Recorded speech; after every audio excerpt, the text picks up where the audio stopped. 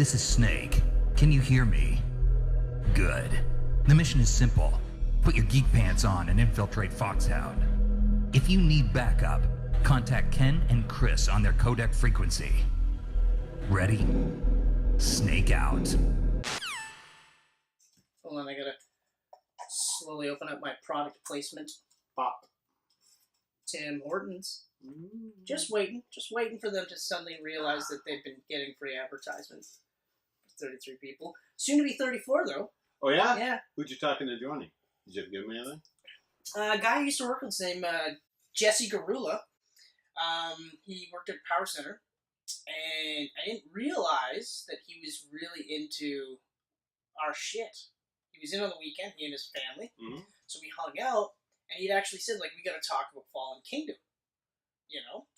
And he admitted he never watched the movie, but he was all about the spoilers, because I was like, dude, you can't watch our shit if you don't see the movie. Because we slowly got out of saying spoilers, Yeah. You know, especially when we're, like, talking about older movies, but still. Anyway, so he's actually a big fan of Facebook, and he shares a lot on Facebook. Nice. Yeah, and I've talked him into the YouTube, so at some point he's going to create an account just to subscribe to us. I like that. So, I like that. So, Jesse, you're the man. Hi, Jesse. I'm Ken. Nice to meet you. Does it work like that? I think that's That fine. all right? That's fine. I don't see a problem with that, Okay. because we haven't even introduced ourselves. So No. Oh, right. this would be like a cold Well, open. I'm Ken Levitsky. And I'm Chris Mercier. There it is. And this is Geek Pants Camcast. Cast. Alright, a little weird at the end, but Yeah, it got weird. not bad. Not Got bad. weird. Just like Annihilation's ending. Got weird at the end. And the other thing that bothered me about that one, though, was the CGI. Some parts were a little rough, No, some parts were really rough. but the parts that were good, The parts that were good. the budget went were into the really bear. good. The budget went into the Yeah, bear. and then nothing else. Yeah. So today we're going to talk Mission Impossible 1, 2, 3, That's right. the original trilogy. Yeah, I know, and it's so weird to think of it as an original trilogy on its own. Because here's the new trilogy. Yeah. I'm actually referring to the new one as the New Era trilogy, Okay. just because they flow really well together. Whereas Well, they do. the first three, like the gaps in technology with each movie, it's so glaring. But also the gaps in between movies, too. Huge gaps. Like it was 4 years between first and second, and then 6 years Yeah. between the second and the third. And that's the longest gap. Yeah. And The then third and fourth was 5 years. 5 years. That was And a then long it gap was too. 3 between 4 and 5, and then 3 between 5 and Yes. 6. So then it started to get to like a normal schedule. I mean, Tom Cruise was crazy busy in the 2000s. He did so many freaking movies. Yeah, I have a word for it. Oh, and No, we gotta wait. We gotta wait till we're gonna we get to like in the Gonna- meat and gonna potatoes use of a this. segue. What? What? I don't know. It's not gonna be a segue. It's just I thought about this and I was like, it actually makes a lot of sense during that period of time when he was making movies. Ah, okay. So Instagram has this cool new feature where There's something cool on Instagram. there's some cool stuff on Instagram. But basically, it's ask us a question. Oh, okay. And Geek Pants is on Instagram, right? Geek Pants That's right. Media. I on don't think you said Instagram, right, like you remember, right? You know this, right? I mean, I Yes. gotta make sure that I know. you are one of the 10 people following it, so I gotta make I sure am you aware. remember. That's one of the reasons, Okay. only reason why I have Instagram at this point was to fucking hawk our own shit. So I put up a Mission Impossible picture there today, and I said, hey, we're shooting a Mission Impossible episode tonight, part 1 of our Mission Impossible series. Okay. Shoot us a question. Yeah. I got 2 questions, Fuck off. so I'm gonna hit you with them. Okay. Ready? All right. Okay, so Nicky Kemp, who I know from High Def Ninja. Okay, cool dude. He actually got me the writing position over there. Excellent. All right, Nicky. Nicky! Okay, man, so this is favorite cruise film and or role. Oh, that's a tough one. Favorite cruise film and or role? Yes.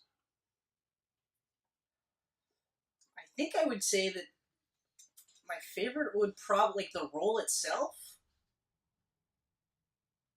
may actually be his Ethan Hunt character. Ethan Hunt? Yeah. I mean, there's so much Yeah. of him there. Favorite movie is tough. Favorite movie is tough. I'm probably just gonna have to throw out like my top 3 favorite films because I don't know if I could pick one. Yeah, exactly. I love a lot of Tom Cruise movies, but I have like a specific few that I watch a lot. Well, that's just it too. Like Right. I'm in the same boat. Like, Favorite role? I'm going with Jerry Maguire. oh, okay. I love All Jerry right. Maguire, so that would be my favorite role that he's done. Yeah, I would say Ethan Hunt beats out Jerry Maguire for me. Yeah. Yeah. Well, fair enough. I mean, Ethan got a lot more sequels than Jerry. Yeah, he certainly did. He did. We don't know how much money was shown to him though. Favorite Cruise film? I That's watched a tough one. I watched the shit out of Edge of Tomorrow and Oblivion, and I love War of the Worlds. Yeah, see, and I love Cruise and sci-fi. Cruise and sci-fi. and it's like you wouldn't think he would be that mix for it. But, No. oh, you know what? My favorite, actually, I have to rescind everything. My favorite movie and role was Vincent from Collateral. Oh. Yeah, that is Right. that. Like I was going through the catalog and I was like, yeah, and then I went like, yes, Collateral. yes, because Collateral, Collateral's his Vincent, fucking good. like he's a bad guy in Yeah, that he's movie, got that gray hair. and he's not even like a kind of bad guy. Oh, he's bad. He's a fucking bad guy. fucking Like, definitely bad guy. and that was a great movie. Mm-hmm. One of the few times when I'm like, all right, Jamie Foxx, fucking right. So good. Yep. So good. So yeah, that would be it. That would be my favorite. That's Favorite the role both. and That's favorite film movie. and role. Yeah, yeah. Film and Because role. I was thinking about The Last Samurai. I do like The Last Samurai. I like The Last Samurai, But Last Samurai is like in the same group as like but I can't rewatch Jerry it as much as like Collateral. yeah. Collateral, I'm like, yeah, it could be on halfway through, and I'll be like, yep. Some of these Mission Impossible movies, I'll admit that if there's other things to watch, I've watched them enough that I won't like. I will, you know, I'll You'll skip maybe them. I might skip them. I might not, depending on my mood. Yeah. Collateral, I'll be like, no, we gotta watch this. Mm-hmm. Even if Michelle's like, we just watched this last week, I'll be like, you can go upstairs, or I mean, I'll go upstairs. I'm not gonna talk tough. Well, we know your wife's a massive Tom Cruise fan. Mm. She's probably really looking forward to this episode. Actually, I found out that I'm cruising for her bruising. she doesn't. Oh, whoa, Hey. she doesn't watch them on her by herself. She only watches them with me. Oh. So if I don't watch them with her, she doesn't watch them. So I didn't okay. realize that. Oh. So yeah, so I'm gonna start watching it. But yeah, the cruise. Oh man, she hates the cruise. She hates the cruise. She's like, oh, he's a crazy asshole. And I was like, yeah, but so is Mel Gibson, and you love Mel Gibson. Mhm. Well, that's different. He's not a Scientologist. He's also crazy religious. It's just not Scientology. You're right. He's just really racist. Racist, sexist. Yeah. When he gets drunk, he gets really angry and possibly violent. Mm-hmm. Like some of the stuff he said in that phone clip. I know. I was like, man. I was like, Mel, I love you, man.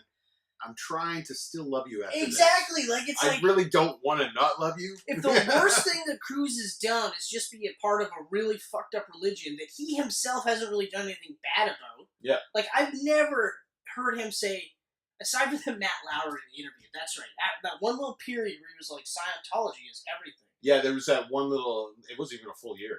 No. Because that isn't that the same year he jumped on Oprah's couch? That part's crazy. Yeah. That part's You nuts. will- But still, well, if nuts. that's the worst thing that he's done, Yeah. Mel Gibson is worse than him. Hey, I've jumped on couches. It just hasn't been caught And on I TV. watched Get the Gringo, okay? Ah. Alright, so like, I'm a huge Mel Gibson fan myself. Mhm, mhm. Huge Mel Gibson fan. Have you watched Expendables 3? Not yet. Not yet. I'm fighting it because it's not the same boat as the first two. I know. I still haven't seen it yet either. And I it's wanna that watch younger crew that they were trying to usher in so that they could do Yeah, Expendables You got all 4. these sexy young guys in there, and then PG-13 rating. Can you say sexy young guys? I mean, really, I mean, you had Jet Li, you had Jason Statham, you had Arnold Schwarzenegger, Yeah. you had... These are all sexy guys, These are all too, sexy men. from what I'm told. All sexy men. From what I understand. Yes. I mean, You notice I didn't say Stallone, right? right. Because the amount of work he's had done on his face, he Mhm. looks weird now. Yeah. And he's huge. Like, his head looks huger than it did in First Blood. Like, think about it. No, I don't. His head grew. His head just kept Yeah. growing. I don't want to say he's using human growth hormone. I mean, you look at him every decade, his head gets bigger every year. But he's using human growth hormone. I don't want to say it, but I'm going to say it. Needless to say. So, yeah, okay. Okay, so Collateral, that's okay. question one in the books. All right. And then, yours was War of the Worlds, right? Or no, sorry. I do watch War of the Worlds a lot. No, I gotta go with Edge of Tomorrow. Edge of Tomorrow was really good. One of the But things I really love Oblivion too. See, Oblivion's story wasn't as good as the actual cinematography. No. See, that's the thing. The cinematography movie. and the music. Yes. And it's just like, it's beautiful. Like, it's like a 2-hour music video that I don't want to The only part that really falls out for me is right when he meets his clone, or his twin, or whatever. Oh, yeah. I remember just immediately being like, oh, I think I know how this is going to end, and sure enough, it ends. It ends that way. Yeah. But okay. All right, we won't get too far off. Some guy named James Levitsky. Oh. Yeah. You know him, right? I think I'm related to him. He's got my last name. That means that I would have grown up with him. I think you might have. Just kidding, James. Hey, I love you. You're awesome. So this guy goes. Toronto model. I'm actually surprised how serious he got with this question. Do you think Ben Stiller should be the villain in the next Mission Impossible?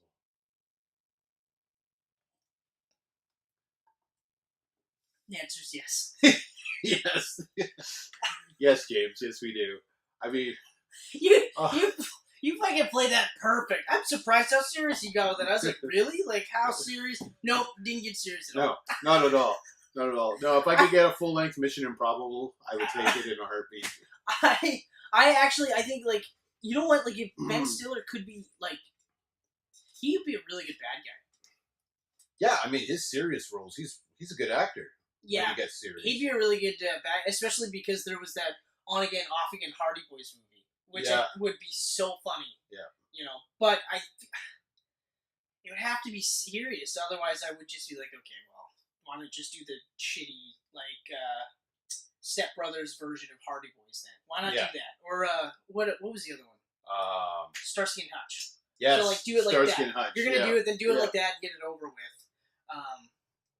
Yeah, no, I mean, they're awesome together. Like, Tom Cruise and Tropic Thunder was so funny. So funny. I was literally just thinking, like, the second I was just like, if they would have made it right after Tropic Thunder, I bet you that money movie. That money would have made movie. That money would have made movie money. So, yeah. But, yeah. Thanks for the question, James. Thanks to everyone for those questions. James, Nick, thank you. All right, so should we do it? I thought we were doing it. I mean, I guess we'll start with... I thought we were in it. This movie called Mission Impossible 1. Yep. It didn't have a 1 in the title. I'm just throwing the 1 in there. Mission Impossible. From 1996. That blows my friggin' mind. I like that number there. I thought that was kind of interesting. The 62% yeah, retroactively, of course. Yes, yep. I can't believe it's 22 years already since the first Mission Impossible. It's already been, what... that's crazy. Isn't it been 10 years? It's 10 years since The Dark Knight in August. Yeah. It'll be 10 years since Dark Knight. Yeah. They're re-releasing it on IMAX. And I gotta tell you, it'd be great to see that in IMAX. Mm-hmm. Take a drive. Mm-hmm. So, Mission Impossible 1. You want to kick it off or you want me to kick it off? I'll kick it off because when this movie came out, I wasn't a huge Tom Cruise fan. I remember trying to watch this with you, and falling asleep, and it was the same thing I did with Jerry Maguire. Yep. In fact, at that point, the only Tom Cruise movie that I remembered that I particularly liked was Interview with a Vampire. Okay. Okay. That's a really good movie. That's a really good vampire movie, too. You know? But yeah, for whatever reason, I just... I don't know, I just wasn't feeling it, or whatever. This was kind of the kickoff to, like, his action movies, right? Like, he didn't do a ton of action before this. No, he did a lot of comedy and drama and whatnot. He didn't really do comedy. Well, I mean... You know? Like, he would do, dramedies, then. You know, like Rain Man and stuff like that. Rain Man, Cocktail. Yeah, Cocktail. Risky Business. Yep. That kind of stuff. That's right. You know. Legend. I love Legend. I gotta rewatch that. Legend is I forgot to bring the book too. I finished it. You finished it? Oh yeah. Well, that was a quick read. Yeah. Jurassic Park, the book, not as good as the movie. The Lost World book, better than the movie. Oh, okay. Instantly better. Wow, that's Interesting. Yep.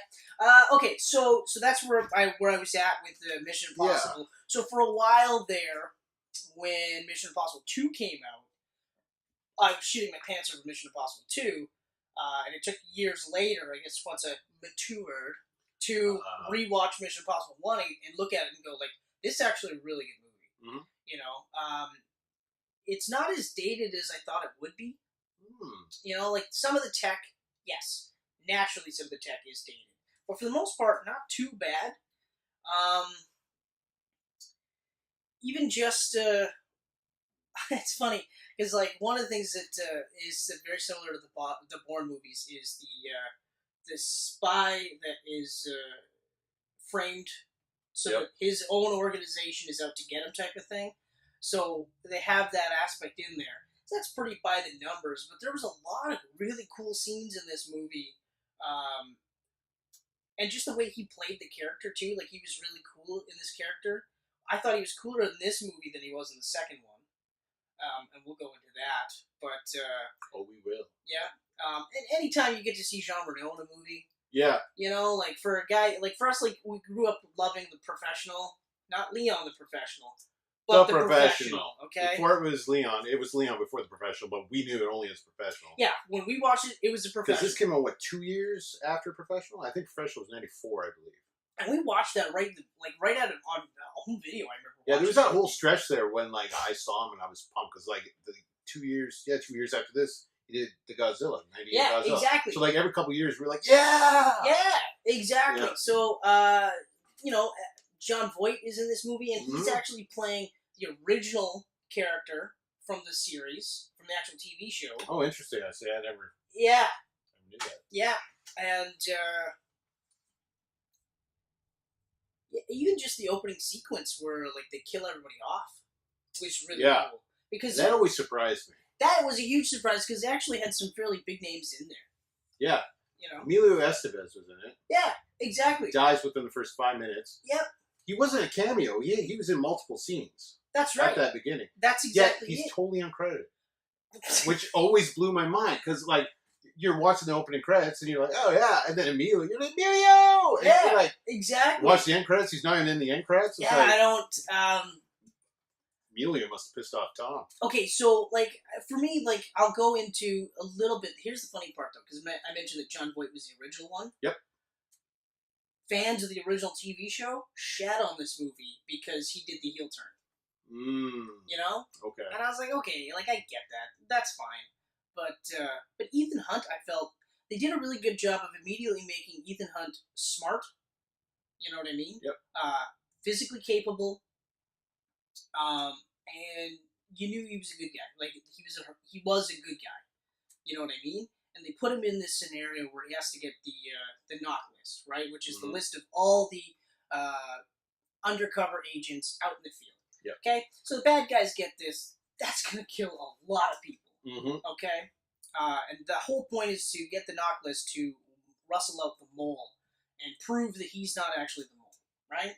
So it is a pretty by-the-numbers spy movie, but they did some really cool stuff with, like, one of the things I like is that, and for the movie as a whole, all of them, is that it's not just the one guy in the field. Yeah. It's, you know, he's got the guy in the chair, but he's also got the hacker. He's also got, like, there's a group behind him. There's at least 2 or 3 people that are always working with him. He's just the point man that's going in behind the lines, which is really cool, and it makes a lot of sense. Yep. You know, instead of having the one lone wolf guy. As much as I love Jason Bourne, I do get the sense that...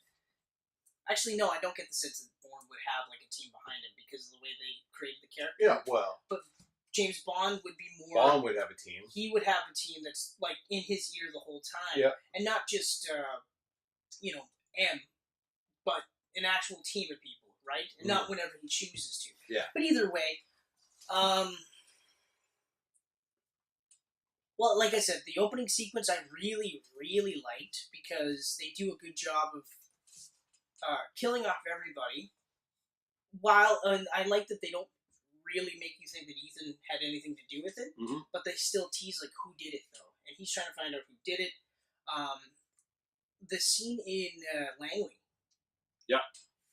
I mean, that's a classic scene. We'll see that scene, like that spot where he's out, spread out, is catching the drop of sweat. We'll see that scene probably for the next forever. Like, we'll die, that scene will still be playing, right? Mm-hmm. Because that's a really cool scene. It's a very intense scene. I don't know. I mean, what do you got to say? What to me, it feels like a product of its time now. It feels older now. Yes, actually, especially when you compare it to the other 4, soon to be 5 films. Like, okay, so I wrote number 1. Tom looks really young in this. Yes, like even comparing it to Mission Impossible 2, like he does look really young, but it is a testament to how well he's aged, though. Right? Because I actually just I watched a bit of Jack Reacher, Never Go Back, the sequel. Yeah, it's got Never in the title. Yeah, and he's older. But it's not like, whoa. No. Geez, buddy. No. You know, maybe Scientology, there's something to this. If that's how you're going to age, maybe I might look into that. I'm not, but whatever. And then, number 2 is the technology used. Because obviously, I mean, they're popping on floppy disks, they're talking on payphones. Like, it's a product of its era. You're right. And even the clothes they wear, there's not a timeless aspect to it. Yeah. And I'll use Bourne again. Like, Bourne is very timeless in the sense that, like, he's wearing, like, a t-shirt and jeans. Like, you know? that stuff's always going to be around, yeah. Yeah, exactly. Whereas this is a little bit more fashionable. So it does date it. You're right. And that was one of the things that, like, when you rewatch it, you kind of go, oh, yeah, that's right. It's right.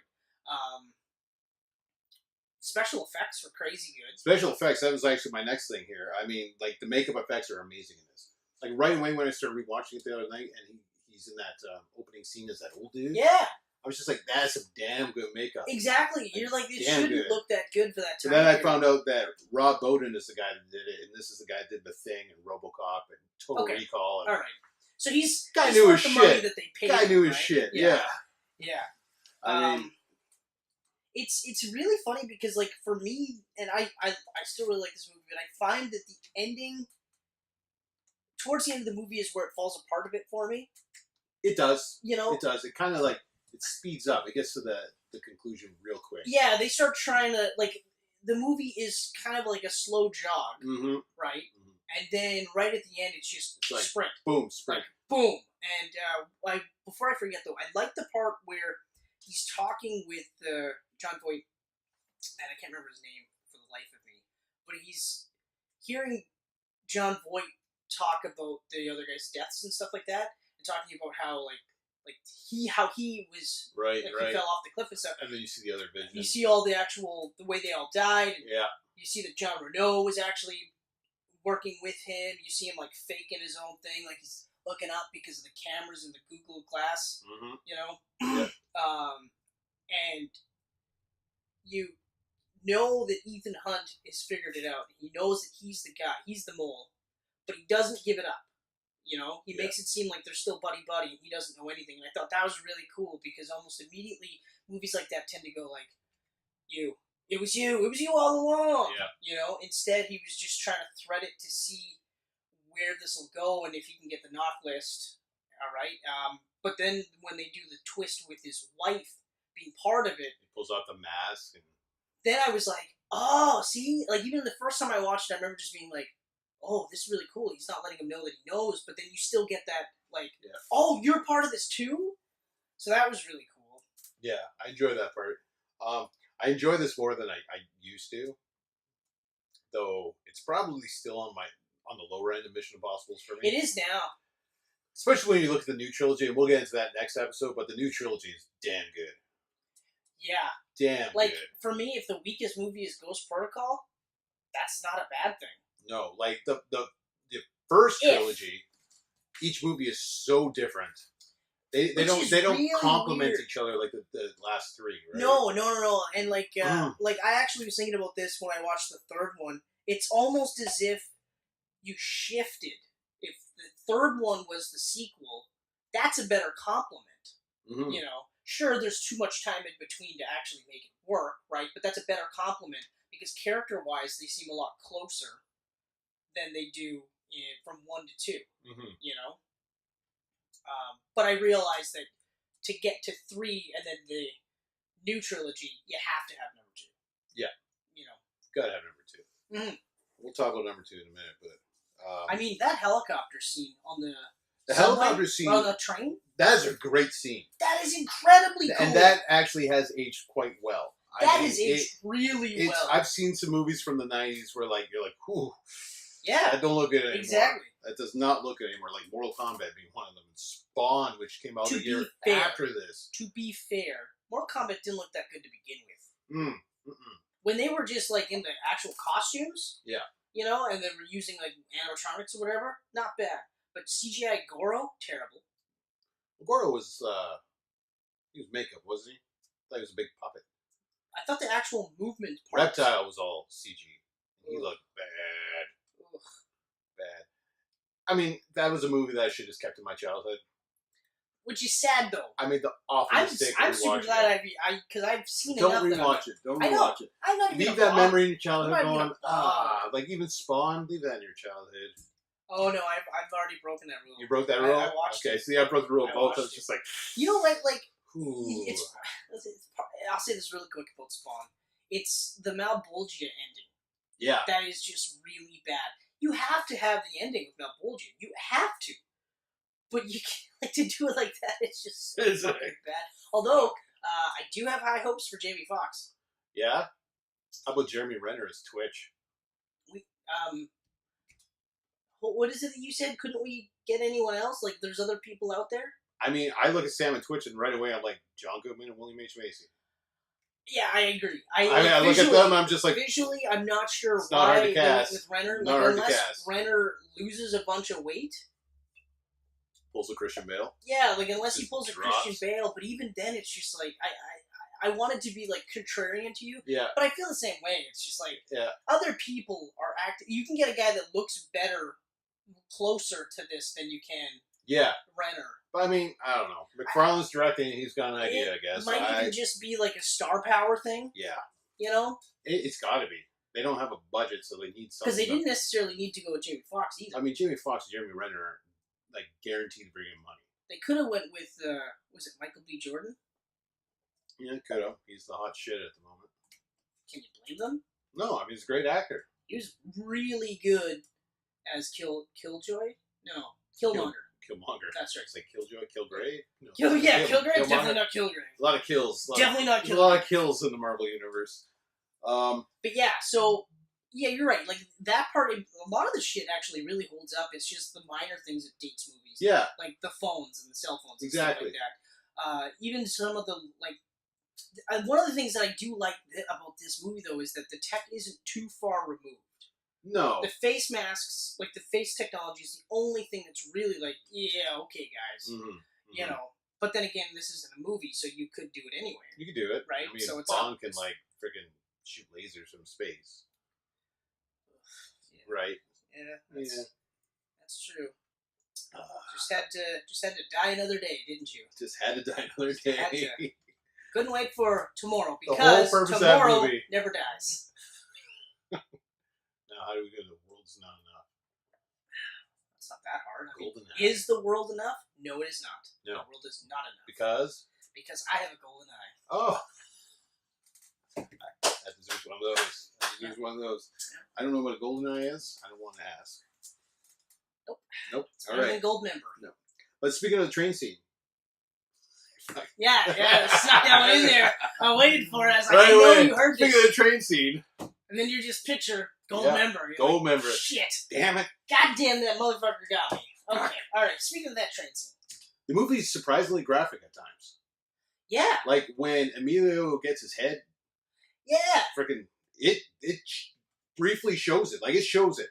And then you cut to the end with the helicopter. Mm-hmm. Jean Reno, they show him burning in flames. Yeah. They show John Voight's face smacking those tracks. I know. I was just like, whoa, they're really showing this. It's like Speed at the very end of the movie where he lifts up Hopper's head. Right. And they actually show the mannequin's head getting knocked off. Yeah. And you're just like, Jesus. Yeah. Yeah. Surprising. But then that had an R rating. This coming with a PG-13. Yeah. Was it 14A at the time? I don't think the Canadian rating actually existed yet back then. Okay. I think that was either way. 99, you're right. It is a graphic movie. Yeah, that really surprised me the other night. I was just like, holy shit, Emilio's face went into that spike. Yeah. Clear as day. I mean, okay, so like I was kind of scoffing at the 62%, but you know what? Like, the more I think about it, the more we talk about it. It's like I said right at the beginning. The story itself isn't anything dramatic. It is a fairly paint by numbers spy movie. It is. You know, and that was one of the one with few knocks in the eyes. I was rewatching. I was like, yeah, but it is pretty paint by the numbers. Mm-hmm. You know what I mean? It really is. And they even do that. They try to do the fake out with the other head honcho, the head of the IMF. Yes. Who's trying to hunt down Ethan Hunt, and then they try to do the fake out where they go, it's actually him, right? You know, and even though that's during the scene where Ethan is actually figuring out that it's his old mentor, they still try to throw that fake out. I was like, you had this great scene where you could have had to just leave it as Ethan knows, and he's just gonna play it close to his chest, and then they try to do the red herring, if you will. Yeah. But still, ridiculously good movie. Good movie. Yeah. I don't think I got much more. Oh, Ethan's parents being mentioned numerous times. I thought that was interesting because I didn't remember that. Yeah. They talk about how they had a family farm and everything. And yeah. They get set up and everything. Later on in the third movie, he briefly mentions to his wife that they passed away or something like that. Yeah, exactly. I would still love to see a little more of that touched upon, though. Like, I would love to see, like, him at this family farm or something. Just, like, they talked about it so much in the first movie. Maybe that's how they end his story. If they end his story. Him with Julia at the farm yeah, or something. Like if they end it that way, that would be a good way to end it. Because you're right. Like, I mean, I actually kind of thought it was kind of neat. Mm-hmm. You know, because you take it for granted that, like, Bond is an orphan. Yeah. You know, and even though they never really mention, I don't think they've ever mentioned it up until Skyfall. I don't think so. You know, because like they mention frequently that he had parents, right? Yeah. But you never think of it as the terms of that they died really young, and then yeah, I mean, you know, everyone has parents, you know, right? You know, but like Bourne is another one where they don't really mention his dad at all until Jason Bourne, and then you're like I perked up, and then almost immediately I was like, oh, okay, Jason Bourne. Like, I mean, I liked the idea of his dad being the guy that created the Treadstone protocol, I guess if you want to call it that. And like I said in our previous Camcast, I just don't like how they went. Not only was he killed to get Bourne to do this, but he was also killed by the asset. You're like, you didn't need it. I didn't like that at all. It was unnecessary. Totally unnecessary. You know, it's like 2 knots for everyone the has thing. To be connected. Yeah, but why? It's like, I don't want to repeat myself. I don't know. We went into that. But anyway, so we're on another agent now. Maybe it's maybe that's a fitting way to end it because they make it look like he's gonna die. He has to die in order for the series to go on, but I don't think so. I mean, they were always teasing Jeremy Renner's going to take over, but now he's not in Fallout, so yeah, I guess that's not happening. Yeah, exactly. I thought, which is weird because like his character got a progression from Protocol to Rogue Nations. Huge progression. You know? And then Hawkeye got replaced with Superman. Which, I mean, not a bad... That's actually a really good trade-off. Mustachioed Superman. One of the reviews that I thought was really, really cool, because I remember just watching it in the trailer. I thought it was really, like, just looked so cool where they're in the fight scene in the bathroom, and he's just like... Yeah. And it gets right back in there. One of the lines is, he literally reloads his arms like a shotgun. I was like, that's exactly what he does. Now I just picture like, I was like, fuck, that's awesome. That's so awesome. I know. Now you see that movie or that trailer and you'll go, shotgun arms. When we watch the movie, we'll be like, that's right. It's just like that was such a great way to put it. And I was like, oh my God, that's awesome. I love that. But, okay, so overall, I would say 62%. Like, I would put it, if we're talking like the new trilogy, we'll say my order. I mean, we'll say the order, I guess, for the end of our next part, right? We'll do all 6. Yeah, okay. That makes sense. That makes sense. But I mean, so yeah, that was Mission Impossible. I think I'm safe to go in Mission Impossible 2. How about you? Yeah? Yeah? Mm-hmm. All right. Mission Impossible 2. You want me to kick this one off since I clearly have more love for it? Go right ahead, man. All right. It's all you, man. All right. It's all you. Chapter 1. I'm going to say this real quick, though. I did state at the beginning that this was one of my favorites. Yeah. This was one of my favorite Mission Impossible movies. Go. Here we go. It's also a product of its time now. I did notice this. Mm-hmm. Though it's obviously aged better than the first film. It's 4 years newer. Yeah. But for me, I love this flick. And I have. Let me just go through my notes quickly. Please do. Okay. A lot of it has to do with just like, not so much the film itself, but just how it affected me during my teenage years, and that just sticks with me. Okay. So. Okay, that makes sense. All right. So to me, this acts as a really nice end cap to the over-the-top action movies of the 90s. Because this is kind of the end cap. This is like year 2000. We had all those crazy John Woo, Michael Bay movies through the 90s that we were just like, yes, amazing. This is kind of like the wrap on that. Okay. Because those movies kind of vanished come the 2000s. Yeah, they really did. Right. But to be fair, there's only a handful of them that if you rewatch now, you're like, oh no, this is actually really good. Mm-hmm. Like The Rock. Oh, Rock's still good. That's still an amazing movie. Con Air. Yep. The Bunny. Nicolas Cage movies. Nick Cage. This was like a happy accident. Man, Nick Cage. It's a happy accident, actually. I never even thought about it from that perspective. I just thought, yeah, The Rock, because that's a Michael Bay movie. Yeah. That was one of the movies where he was making his name off of. And then Con Air was another one. Yeah, well, you had the 3 in a row, right? Face Off from John Woo. That's right. Yeah. No, I was talking about Michael Bay. Oh, Michael Bay. Yeah. Well, Bad Boys was basically where he started. Bad Boys. Yeah, Bad Boys. Oh. And I think The Rock was his second movie. Rock was his second movie, believe, and then Armageddon. Armageddon, that's right. Like, Bay was good at the beginning. I think it was because they had people around him that are like, oh, no. Mm-hmm. Michael, no. Yeah, that's true. Michael, no. There's people to hold him back then. Yeah. Now he's just like he did throw money and explosions at it. I think he did the lens flare in Pearl Harbor. I think that was the first time he did it. And that was also the one where he had that like rolling shot of them like on an angle looking up towards them, so they look like they're giants. Yes.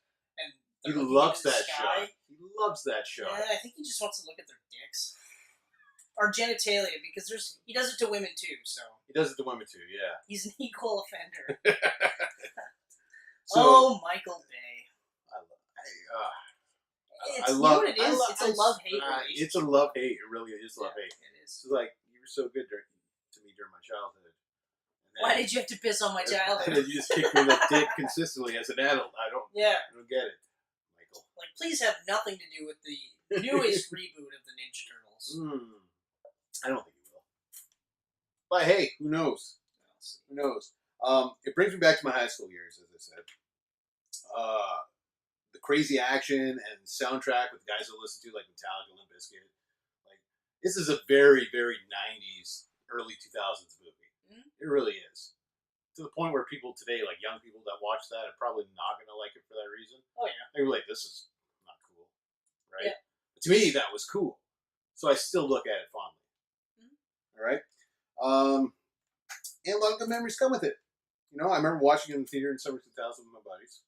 It was the first DVD I ever owned that my nanny and papa son bought for me. Aww. And I still have it on the shelf for that reason alone. So, I mean, I got good memories with it. And the DVD special features were amazing. Yeah. You know, Mission Improbable, Ben Stiller. That alone was worth the DVD purchase. So funny. The two of them just like... That was one of the things I liked in that movie, though, was that Doug Ray Scott actually calls attention to the fact that he's like grinning like an idiot every couple of minutes. And I was like, well, it's true. You do it. It is true. So the John Woo Hans Zimmer combo, I love it. Yeah, I can see that. It would be like what was I mentioned this about Pantera. You know, like Great Southern Trendkill was one of my favorite albums in high school. Now it's my favorite album, one of my favorite albums for different reasons, right? So that helped get me through high school because it wasn't the greatest, but it took me a while to listen to it because it had all that darkness attached to it. Whereas now I can just be like, fuck yeah, that is a great album. Exactly. You know? Yeah. So, I mean. So I get it from that perspective. So yeah. So you're kind of seeing like. So it's. I'm gonna sound like a little bit of a dick here, but rose-colored glasses over here. No, I will get into like the movie itself, though. Okay. But before I do, I gotta say, so this is your preface. Okay. I was watching like the action in that movie, John Woo, and the music that Hans Zimmer put together for it and everything. I was just like, that'd be a perfect combo for a Metal Gear Solid. Yeah, it's epic.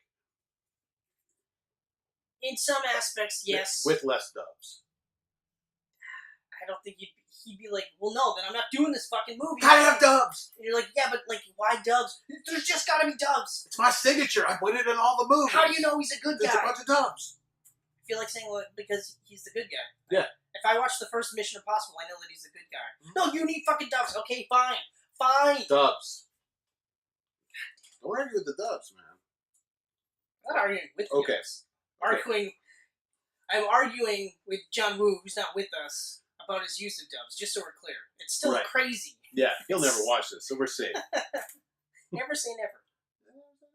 I mean, we're name dropping people. Eventually someone's going to go, hey, you know there's two dickheads in Canada, like Thunder Bay, I believe, and they're making fun of you, John Woo, and he's going to go, they didn't have dubs, they must be evil. Calls up Chow Yun Fat, and we die. Although, as far as ways to go, that's not a bad way to go. That's not a bad way to go at all. Like Chow Yun Fat and Hardboiled? Yep. Oof. Yep. Oof. Comes in here with fucking double barrel guns and the cigarette in the mouth, just fucking firing Yeah. away and jumping for no reason across the room. And Oh, yeah. I'm down with that. You know what? It's funny because, like, recently I've been rewatching John Woo movies, Mm-hmm. and I'm starting to not like them as much as I did. Because I recently mentioned that with Face Off. Yeah, taste change, right? Okay. And, okay, well, actually, you know what? You get into your meat and potato. Because I'm admittedly going to tear this movie apart, so. I know. You're just delaying the inevitable. Okay, Tom's chemistry with Andy Newton was fantastic, I thought. I thought the two of them were great together. Okay, Right? that's debatable. I know. I thought they were great together. And I liked her character. Sorry, yes, the chemistry between them was as good as it could be. Yeah. Yeah, I'll give them that. But I mean, I did love her character. I was always hoping to see like a part in a future Mission Impossible where he needed a thief and he called her up for a job. It did surprise me that was the last time we ever saw her because Right, the way they built it up. And then they end on this like they love each other note. That's right. And then the So third kicks they off with build it like, up like oh, he's that. married to another woman. What the fuck? And like, I mean, I know in movies like this they tend to do the James Bond thing where it's sort of episodic in a way. Yeah. So I get that, but I mean, I will admit that it was very jarring when you got to the third and you were just like, not even a mention. Yeah. Not like, like your last girlfriend before you met me. Nothing like that. And I mean, I guess part of it is also, too, that's 8 years removed, or 6 years removed. Yeah, there is 6 years removed. That's a long stretch. It is. But, I mean, just some kind of mention would be fantastic for guys like me. Like, I love the shootout scene where she injects herself with the Chimera. He's like, you stay with me, I'm not going to lose you. And then he blows a hole through the wall and jumps. Like, I love that scene. And the music just gets louder and louder. That scene was really cool. And that scene is still held up really well. The other scene that I thought was really well done was the last stealth scene in the castle type of thing. Okay, yeah, You know? There's only a couple of things that part of... Hold on, how much more do you got? Did you want... You really want to get... It's bubbling You want out. to cut loose, It's eh? bubbling out. Okay, well, let me keep going just until... And then you'll explode. You'll just...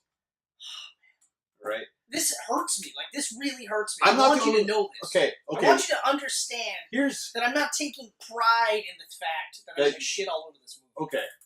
I'm not alone. I know this because this is still the highest grossing Mission Impossible in North America. It's fucking mind-blowing. Mind-blowing. Still the highest. Absolutely mind-blowing. So I'm not alone. I know. I'm not alone. Okay. Doug Ray Scott does a fine job as a villain, though admittedly he's probably the weakest of the villains in all the series. Yep. Also, if it wasn't for Scott being busy with this, he would be our Wolverine today. I know. And I'm so glad. So I'm so glad. you gotta love this movie for that. Because, like, man, I couldn't even picture anyone else. It's going to be hard for a recast. Every time I watch Doug Ray Scott now, I'm just like, I'm trying to see him as Wolverine, and I can't. But you know what the other part is? The other part is that he isn't actually as good as Hugh Jackman. No. I mean, I'm not surprised that his career isn't any higher than it is now. Because, I mean, like, I remember when this movie came out, and I was like, oh, Doug Ray Scott, blah, blah, blah. And I remember just thinking to myself, like, okay, all right. Yeah, because, I mean... Even though I love the movie, but you're right, like, even then I was just kind of like, He is the weakest part of that movie. He's not bad by any means. No, but he is the weakest part. But he's also... He's he's a typical bad guy. I mean, he's he didn't just have. yeah. You know, I mean. Okay. Okay. Yeah. Okay. You know what? I'm pretty much. I'm going to say a nice cameo by Anthony Hopkins. I enjoyed seeing him in that, and Ving Rhames. I love that they carried him through the series. Yep. Because I love Luther. He's a great character. Oh my god, he is one of the best. Okay, explode away. Okay, all right. Where to start? So, first watched this movie, thought it was absolutely amazing. I was in the same boat as you. It was crazy. Because we love those movies. It was so cool. It was so awesome. Yeah. Especially because we were hitting John Woo like crazy because it was Broken Arrow, and we all loved Broken Arrow. Yep. Face Off, another one we all loved. Face Off. Broken Arrow. Hard Target, you know. Mm-hmm. Now this, I'm rewatching all of his movies that I loved as a kid, and I'm going, oh my god. And now I'm starting to see the critiques about it. I'm amazed that this got only 62%. When, if you really think about it, take those rose-colored glasses off, because the story itself, I gave the first one shit for having a pretty by-the-numbers story. This is just a terrible story. Oh, it's 100% paid by the numbers. But it's also terrible. It's a horrible story. Like, I mean, I almost wished it could have been like another, like, oh, the spy is framed type of thing. Yeah. You know, because it's just, it is kind of all over the map. It's, okay, Chimera. There's no cure for Chimera. This will kill you in like 2 days, tops. Let's get Chimera. Okay, no, but we can make a cure now. Let's get the cure now. She's gonna help me steal this. We're gonna fall in love in this weird, like, car chase tag scene. Mm-hmm. That's insane. Mm-hmm. Even at the beginning, like, I watched this the other night, and a whole half an hour of this movie was going, and I remember just being like, what the like, nothing is happening. It's the most boringest opening ever. Yeah, I love it. It's so slow. I feel like when they first met, God, yeah, my problem, a lot of it stems from the fact that this is during a period which I like to call Tom Cruise's vanity era. This is where he looked like $1 million all the way through, even in a movie where he didn't need to, you know? Mm-hmm. But, like, so they have the scene where he's meeting her in the ballroom dance, right? Yep. And everyone's wearing all these, like, tuxes and dances and stuff like that, but not Ethan Hunt. He's wearing this completely out of character, or not out of character, but out of context jacket with a loosely buttoned up shirt. You know, like, he looks like he just kind of, like, rock star look, right? Mm-hmm. With his long hair, and he's doing that smiling thing. Like, he's basically saying, everybody look at me. Nobody did. I'm not a spy. And he's dumb in this movie. He's really dumb in this movie. They make him so smart in the first one, and they make him really smart in every other one. This one, he's dumb. Okay? I hated the scene where he's rock climbing. The beginning scene? Yeah. Visually looks cool. Yeah. But from a character standpoint, you go from the first one to this one, and you're just like, this doesn't make any sense. All of a sudden, he's just, like, it's not even that he's thrill-seeking. It's almost like he's so super confident nothing's going to kill him that he doesn't need to tell people where he is, go rock climbing in the desert with the smallest jug of water I've ever seen in my life, no safety cords, no nothing, because God's not going to let him die. He's Ethan Hunt. Yeah. But I know he did you get most that of awesome those part stunts. Where he's just like, I know he did most of those stunts, and that's impressive, but at the same time, it's just like, what if you died? What if you died and your lasting impression was you died doing a stunt that you didn't have to do? All because you wanted to show everybody that you're fucking Tom Cruise and you're amazing. Mm-hmm. The chemistry between him and Tandy, good. Could have been better if the script was better. This is a garbage script, okay? The story could have been better if the script was better, but it seemed like everyone was doing some sort of hackneyed character from like a really bad like Batman TV show. I half expected Doug Ray Scott to like rip off his full-on denim suit that he wore for 40% of that movie, to rip that off and have BG on his chest because he's the bad guy. It's so frustratingly maddening how much I wanted to love this movie, and I can't. Whoa, hold on. Who is that? We have a guest star. Penny? I think someone likes Mission Impossible 2 and they're angry with you. I think she's feeling the rage coming off of me and wants to console me. I think you just love Chris so much, don't you? So much. But, like... So much. I mean, I really did want to like this movie because I had such fond memories of this movie because, I mean, even when I first watched the third one, I remember thinking it's not as good as the second one. Yeah. Okay? But I hadn't rewatched it at all. I mean, even the fights that he does, and that's one of the things that I've always liked in the Mission Impossible movies, is that their fight scenes are generally fairly grounded. Mm-hmm. This one, no. Well, this was over the top. He's throwing in somersault, leg drops. Yeah. Like, even in the stealth scenes. Completely woo. There's parts of the stealth scenes that I'm like, yeah, this makes a lot of sense. Like, he's even doing, like, these wicked turns in between, like, doorways and stuff where he's doing the spin, and it's all, like, tactical. And then he's throwing out, like, an extra barrage of moves that you're like, he would never need to do that if he would just, knock him out in one shot or do something. But I did like some of the stuff where he's distracting them so that they come towards him and like they spread out and stuff like that. So that part there is very much like I can see the Mission Power Metal Gear Solid stuff. Did you like the part where he put the mask of himself on the bad guy and said he broke his jaw? I did like that part. I do like that part. I like that part. And then he shoots the bad guy, BG. That's right. That's right. BG. No. He wasn't shoots BG. Because Doug Ray Scott is BG. As BG. What would his sidekick's name be then? BGJ. I was just going to go with the BGJ. Junior, right? Yeah! Bad guy Junior. Yeah, so his jaw wasn't broken. He got shot. No. It's the Anthony Hopkins thing. I remember really liking it. The reason why I hate it now, that's it. You don't ever see it again. Oh. You never hear of him. They kind of do that with like every movie though, right? Each movie has like its own like until you get to the new era. But I mean, I actually like the no. But, oh wait, Chris needs his penny. Yeah. Oh, I know you just wanted to see this. I know. I like your haircut. He's a pretty girl. Yeah. Okay. She's just going ape shit on the door. All right. Okay, we're out. You're going that way. Thank you for the guest appearance, Penny. Always a pleasure, Penny. Always a pleasure. So yeah, keep ripping away. What else you got? It just seems like there's these pockets of greatness. Yep.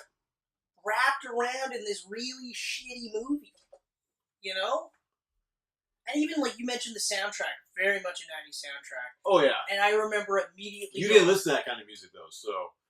Oh no, I was into Korn and I was into Limp Bizkit. Everyone was into Limp Bizkit for $5 Were you into bills, Bizkit? y'all. Everybody was into that for $5 bills, y'all. You listen to way better music than I did. I will openly admit to that. I will openly admit that $5 bills, y'all, with Faith. Everybody loved that album. And then the follow-up album where it's like Break Stuff or Break Shit. I think it was actually called Break Shit. That's another good album. It's after that you're just like, so, what are you guys doing? Yeah, see, I was into Chocolate Starfish and the hot dog flavored water. You weren't. No. Partly because of the title. Rolling. Let me guess. That's an innuendo based around penises and assholes. Oh, you're so clever! What is he doing now, by the way? What is he doing now? Absolutely fuck all? Yeah, that's right. Yeah, okay. He tried to be an actor, tried to date Halle Berry. He tried a few things. Where is he now? He's certainly not on this Camcast, and he never will be. I think he did better than Mark McGrath, though. I'll give him that. All right. He kept most of his own face, so I'll give him that. That's another one. Mark McGrath, never on this show. Ever. No Sugar Ray? Sugar Ray Leonard? No. Okay, no. All right. But no Sugar Ray. All right. Okay. What was Smash Mouth? Can we do that? Yes. All right, thank you. We can do that because that's another one where everybody loved that album. Plus you're an all-star. That's right. I got my game on. You got that. That's right. So, overall, terrible movie. Mm-hmm. Terrible movie. Pockets of greatness. A terrible movie. I feel like if this was the movie, like if they looked at this now, like if they tried to get this script going now, I honestly believe that Tom Cruise would have been like, we can't ever film this. Yeah, he's... We can't do this. Because during that period, that vanity period, I mean, he was doing everything. Vanilla Sky? Okay? Everyone shit all over Vanilla Sky. I liked Vanilla Sky, but I also watched the Spanish movie that it was based off of. And I love Cameron Penelope Cruz played the same character in both movies. Exactly. And I watched that movie, and I remember watching cool. Vanilla Sky going like, I'm pretty sure I fucking watched this movie. I'm almost certain. And then I did. Okay? That was a good movie, but again, I feel like that's a movie that if Tom Cruise looked at it now, he'd be like, oh no, I can't do this movie. This is so stupid. Tom Cruise. The fuck? Give me more of that Collateral stuff. Does he really do, Oh, he did American Made. American Made was, it reminded me of old Tom Cruise. See, I still wanted to watch that. What a different choice. He hasn't done a movie like that in a while. And that looked good. It looked like he was good. Really good. Looked like he had a lot of fun doing it. Really good. You know what I mean? Yeah. What was another movie that he did within that year? That was also The Last Samurai.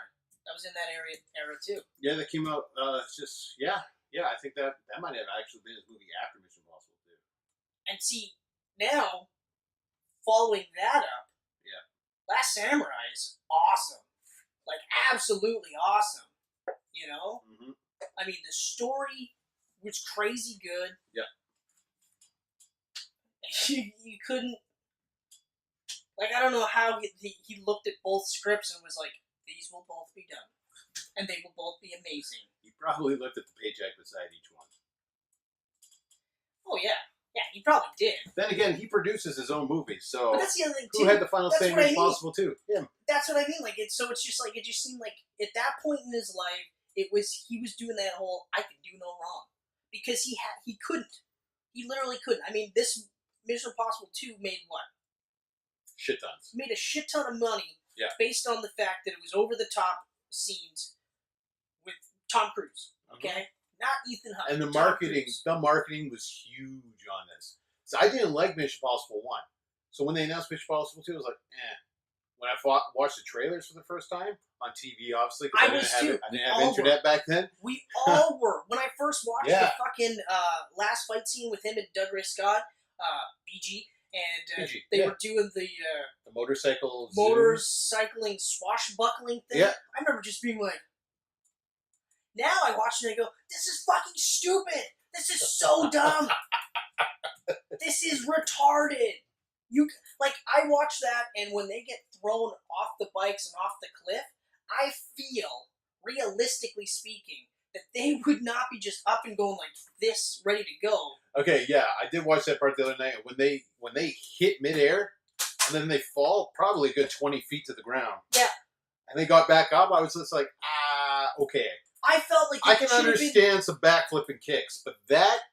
It should have been like the ending of the Jack Reacher movie, actually, where they both fall off the building, like a house, not a building, a house, and they're both just like throwing these like just huge bombs because they know that they gotta hit one good one to fucking end it, but they're not like, all right, let's do it. They're both like just beat up. Yeah. They're both could barely stand, you know. And Jack Reacher, I think, would probably be Tom Cruise's toughest character that he's ever played, right? Mm-hmm. That would have made more. I wouldn't have been like, you know. Yeah. Even as a kid, when he kicks the gun up, and then like ducks down to shoot him, right? That was awesome. Here I'm like, bullshit. I feel like you would have been shot 5 times. I'm like, never mind that it's all in slow-mo, right? But still, it looks cool, but it's bullshit. Mm-hmm. So, I mean, it hurts. It hurts to say all this because I really, really like this. It's a John Woo movie. That's John Woo, right? And I feel like at that time, Tom Cruise was kind of looking at like, who's the hottest director right now? Oh yeah, he definitely was. John Woo. I want to do a movie with him. He definitely was, because why else with this shit script? Can you honestly tell me that the script is not as bad as I'm making it out to be? Can you tell me that? I mean, I don't think it's as bad as you're making it out. You're an idiot, so what the fuck? I don't know. Man. I've seen way worse scripts. That whole first 40 minutes is a slog for me. Yeah. Like, I literally went like this. I went, well, I didn't. I'm at home, so I'm not looking at my watch. But I actually looked to see how much time it went, and I went, oh, it's only been 40 minutes. Only been 40 minutes. And then luckily we got... 40 minutes in, I was just like, yeah! shortly after that, we got into the scene where he's infiltrating the lab, which is really cool. Yes. The infiltration scenes are really cool. Because that scene starts off with him free diving through that crack and it's not opening, and Ving Rhames is like, "Don't do it yet, Ethan." Oh yeah. He just opens it in time, and the whole scene's really good. Really good, really good. So like, if we had more of that, especially because like I feel like, again, coming off of the first one and going into this one, it's a weird like. So they jog and then sprint to the end of the first one. This one is a flat out sprint to the end of the movie. Yeah. They're literally just like, oh yeah, there's a horrible virus. We don't have a cure for it. I'm gonna rock climb. Don't ever try to find me, you know? And then they get to the end and it's like, we love each other. We'll never see each other again. Yeah. And Anthony Hopkins, I remember I thought it was cool. I will say this, I will agree 100%. Ving Rhames, awesome. He's awesome. He's absolutely He's awesome. awesome in every one of these. I don't think I've seen him in a movie that I didn't like him in. Even Ghost Protocol, when he's not in it, and I was really bummed, and then he pops up. I was like, "Yay!" He had to be there. He had to make an appearance. The exact same thing. So I was just like, "You can't do it." I mean, like, he's alive. I know. So, you know. I mean, was Ving Rhames really busy with anything else at the time of shooting this? I doubt it.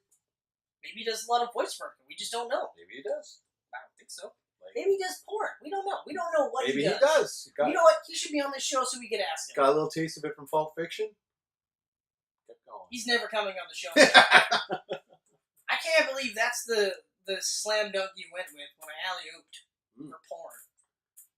Well, I mean, gimped up rape porn? No, nobody's into that shit. You're doing voice work in like commercials for cheese slices or something. He's doing the Arby's stuff.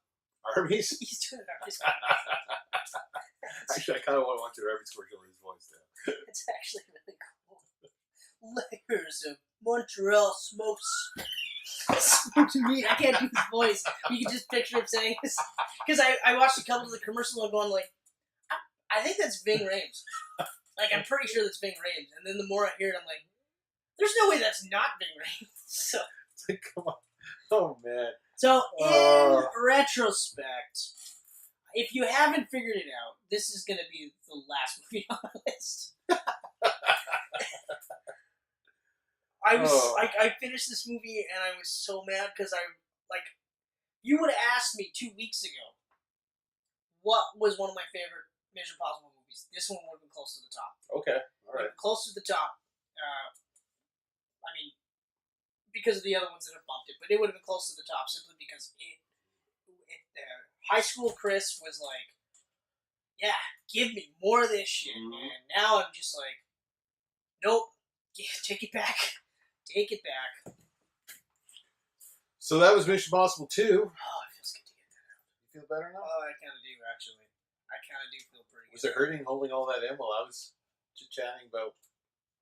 No, it's what it is the good old days? Normally, like, we'll do the banter stuff, but I feel like, well, you saw how immediately it just came out of me. Okay? So it wouldn't have been fair to you, so that you have your time and I'm literally just like, blah, and blah, and blah, right? So we had to do things a little bit different this time. I think it worked. I feel pretty good. You know what? Hey, go for a cigarette right now. I feel like I just had sex. That's as close as I'm going to get to smoking a cigarette, though. Oh, I take that back, man. You just compared the worst Tom Cruise movie, in your opinion, to sex. And your wife's watching.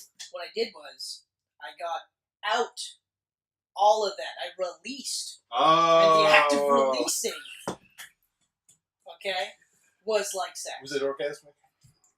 Feel pretty good? I like that you squared off with that question. You're like, was it orgasmic? I got all Dr. Phil on you there. Did it feel good? Tell me about your childhood, Chris.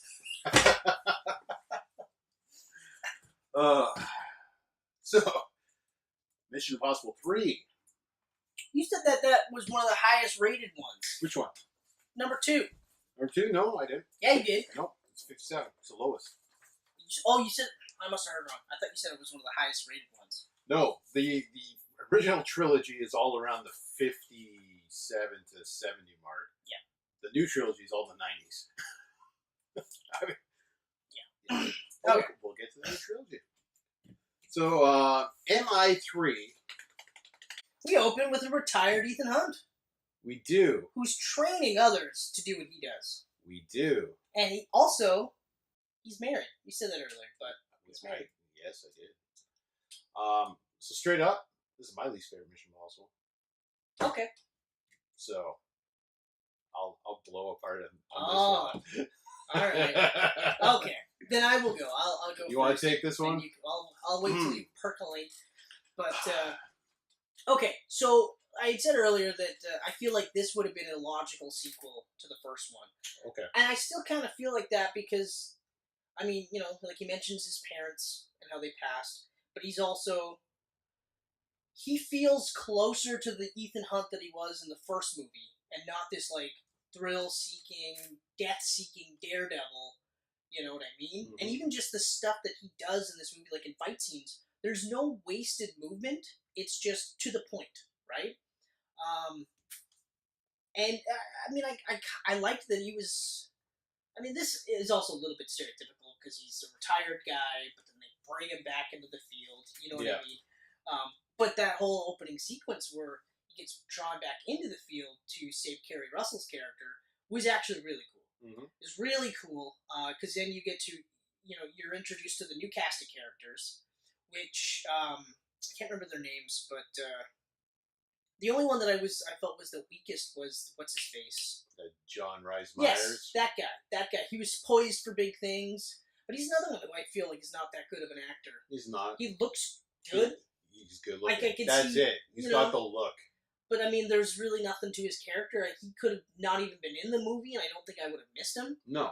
You know, and I felt like they were trying to position him as to be, like, the next Ethan Hunt character. I don't know what they were doing. Straight up. That's the only reason this movie has my least favorite IMF team. Mm-hmm. Least favorite.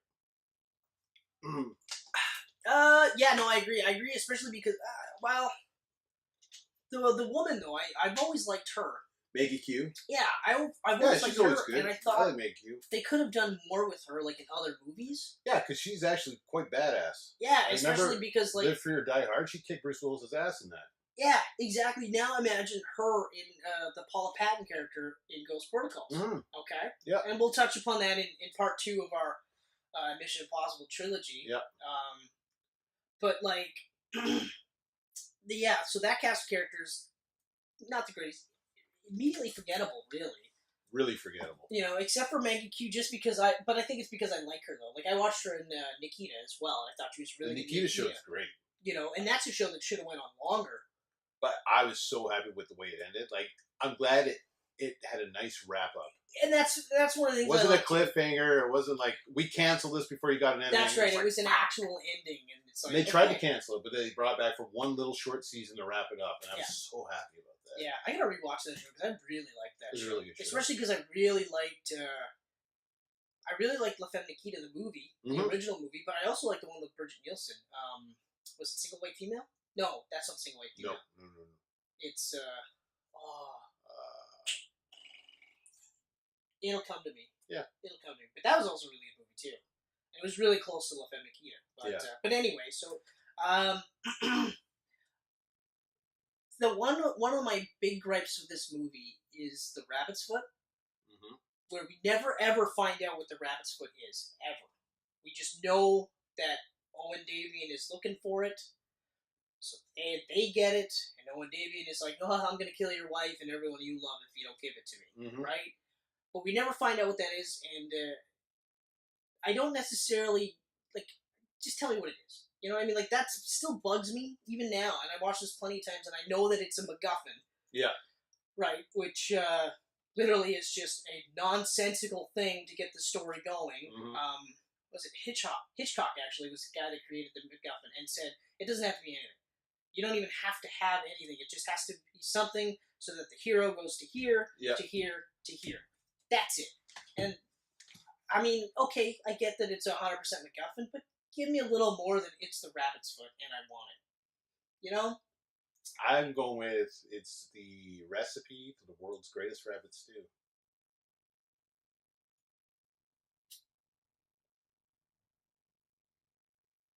Owen Davian, by the way. Philip Seymour Hoffman, rest in peace. was a standout villain here. Mm-hmm. Was a really standout villain here. That's actually one of my good notes. I was gonna say if that Philip Seymour Hoffman is the best villain in the series, hands down. Hands down. He's deranged. I'm gonna menacing. say he's really. It's a thrilling performance. I would put him and the guy from Rogue Nations is really close. Rogue Nations is close, but Phil Seymour Hoffman takes it. Yeah, he was so good. Yeah. In fact, like even in that hangar scene. I kind of wish he was in MI2 instead, just so I could see him on the dirt bike. I would probably keep going for. Like, I might still just be like, it's the stupidest fucking thing in the whole fucking world, but goddamn does he look cool doing it. Phil Seymour Hoffman on a dirt bike. He didn't even wear a fucking helmet. Mm-hmm. You know? But in the hangar scene, like, when he's hanging out from the hangar, and then they finally, like, get him off, because, like, Ethan's going nuts, and he goes, yeah, I'm gonna kill all your family, Ethan. Yeah, because he heard Ethan. Because the first thing he goes is, what's your name? The guy's just like, Rabbit's Foot, you're going to tell me everything. Yeah. What's your name? Do you have a wife? Do you have a family? Because they're all dead. Yeah. I'm going to kill them all. Mm-hmm. And it's very matter-of-fact. I know, and I loved it. It's so creepy. But even the scene where, like, Maggie Q spills the wine on him right away, and she's pretending like she doesn't speak English, and he's just like, oh yeah, no, I love having wine all over my shirt. Mm-hmm. You know, and you're just like, you're just being a dick, and this is an accident, and she doesn't realize you're being a dick. It's like, ooh, fuck you. But great bad guy. He's a great bad guy. I actually liked how they were creating the mask on site. That part was kind of cool, even though it's a little bit like far-fetched. Mm-hmm. But I found that like the tech in this one was dialed back from the second one, which is kind of funny when you think about it. It almost feels like the second one happened in this bizarro world where the tech was through the roof, and then this one happens. Because I mean, I think chronologically, that's got to be let's say it's actually 6 years removed. You know, maybe in those 6 years, mankind went, hold on, guys, turn the clock back. You know what I mean? Like. Yeah, I mean, MI2, he got the message on, like, these cool Oakley shades through glasses. This one was a disposable camera in a store. Yeah. Right? Yeah, exactly. So, yeah, it kind of takes that step back. I mean, I made the Google Glass reference in the first one, and then you get the upped version of the Google Oakleys, the Google Oakleys. Which I still think was actually really funny. And then you don't have that ever again. Yeah. You know? And even in the other movies, it's like some form of phone that he's talking on, but still, like, action-wise, I thought that this was kind of a perfect blend of the first two. Where the action's more over the top than the first one, but it's still just as, like, it's still more grounded. Yes. You know? Like, even just something as simple as having him, when he's running on that freeway, and there's that big rocket coming in, and it explodes. And it shoots to the side. It doesn't just go out, it's just off to the side. Into a car. You know, and then he gets up, and he's like, what, like, he's all fucked up for a bit there, you know, and I mean, this was also one of the times where he's actually using, like, big guns, too. Like, he's actually taking on these high-powered machine gun-toting bad guys with another, like, high-powered machine gun, so I thought that was visually really cool, you know, but then, of course, he's an enemy of the state now, and he's got to find the rabbit's foot, elude IMF, figure out who's working with Owen Davian, save his wife, with the help of this new team, right? And I always kind of like that the team just immediately is just like, no, we're helping you. Yeah. You know? But again, so they did the same thing with Lawrence Fishburne's character. I liked his character, but I didn't like how they were going, this guy's the bad guy. Yeah. This guy's the bad guy. And then almost immediately, like, full jets, Billy Crudup, or Crudup, or however you pronounce his name. You know what? Billy Crudup, I don't like his acting. I've never really cared for it, but I watched this, I'm like, he always plays the same character. He's always the same, and I just don't like him. You want to hear my take on him? My favorite stuff he's ever done was when he was Dr. Manhattan. When he was the bald blue guy with his dick hanging out, not talking. Not emoting at all, because Dr. Manhattan has, like, really no emotions. That's my opinion. This is his best performance. Yeah. I don't even care that his dick's flopping around. Do nothing. I literally don't care that his dick's flopping around because I'm like, this you can do. Yeah. This uncaring, unemotional, almost robot-like dude. Yeah. You nailed it. You nailed that. This weird, like, he's trying to be buddy with Ethan, and then later he's just like, he's all slimy at the end, where he's just like, no, you don't understand, and blah, blah, blah. You're just like, ugh. Mm-hmm. So he was definitely a weak part in this movie. Yeah. Yeah, I'm not a fan of the crudup. I don't even know how to The crudup. Crudup. The crudup. Crudup. Crudup. It sounds like a vegetable no one would want to eat. That's right. And then some people, like, when the new agers will hit, they'll be like, "Oh, it's really good for you, man. It's really good, man. It's so good, like, it totally just flushes out everything. Oh my god, if you wrap that up in a kale leaf, you will die. Gives you incredible eyebrow growth. Not only that, your erections are rock solid. And blue. Blue erections. Blue erections. Blue rock solid. Who doesn't want that? Hit me with some crudup. I feel like you'd have to tell your wife ahead of time, hey, I'm eating some weird shit that's going to make my dick blue. Yeah. But the erections will be rock hard, so just don't freak out about If you ever want to have a Smurf in you, here I come. Yeah, that's a good way to not have sex for a while. Right. What's that line? Hey, excuse me, miss. Do you have any French in you? No. Would you like some? Yeah. Like, what? And if that works, good for you. But if that works, you probably shouldn't go home with that one. Well, if you might catch something. If you might catch something. Yeah, that's true. Oh, wow. Frankly, you accepted that. You accepted that. I'm going to leave. Frankly, I don't even care what he said. He just looked at me. I was already going to sleep with him. So, but yeah, like I said, like, Owen Davian, great villain. Rabbit's Foot could have needed a little bit more fleshing out. I loved that he was actually, like, Ethan was married in this movie. I liked that idea. Did you like it? I really did, but then again, I was also a big fan of Bourne hooking up with Julie Stiles? No. Oh, Franca Potente. Yes. Or Franca. We did this the last time. Franca Potente. Franca Pot. What the heck? Marie, there it is. With Marie. But I like the idea of him settling down with Marie, you know what I mean? And, like, it had... They never, ever fucked with his... Like, if they never killed her, if they just left them alone, Bourne would have never got back in the spy game. Yeah. He would have settled down with her, had kids, probably would have been happy. You know? And that's what I felt like with this. It's a refreshing change of pace. That was great, though, because it was the first movie, too, right? Like, if it didn't continue, it was a happy ending. That's right. This, being the third entry, just felt like, what the fuck? For me, no. I didn't get that. Okay, I'm gonna hold it back in. Yeah, just bubble. get it in. Just swallow it down. But the only part, because I mean, like, I don't feel like this is a perfect movie, so it's like up and down for me. But there are parts where, like at the end, where they really make it seem like his wife's getting killed because Ethan didn't give her. Right. They tease that right at the beginning.